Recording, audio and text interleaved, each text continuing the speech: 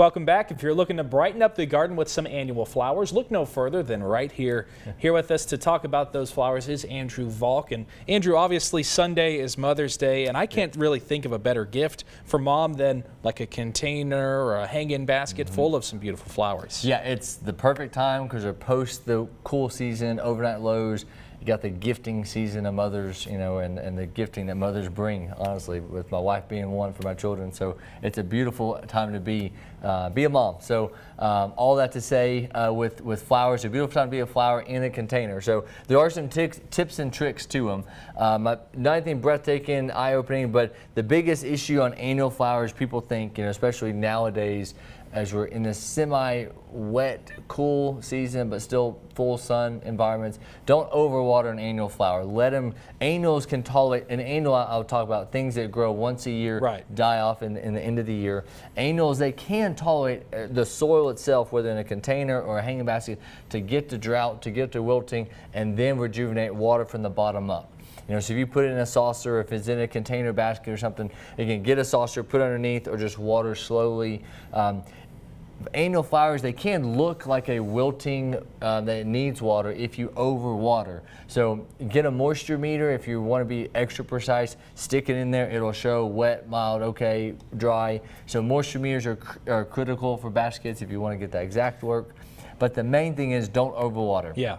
Well, and right now it's like you just wait 12 hours and it's going to rain on its own anyway. Yep.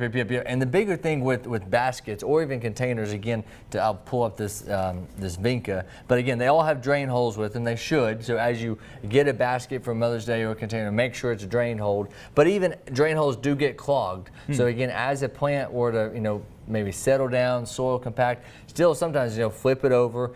Make sure the drain holes are still viable, not really clogged with the big rock with everything, or something just a soil clog. So make sure it's percolating through all the way on the bottom. And I've seen some where you would like put a layer of like rock on the bottom to help prevent that kind of plugging. You definitely want to make sure that drainage goes all the way through, especially if you create your own container. If you were to fill it, don't feel like you got to do the whole container full of soil.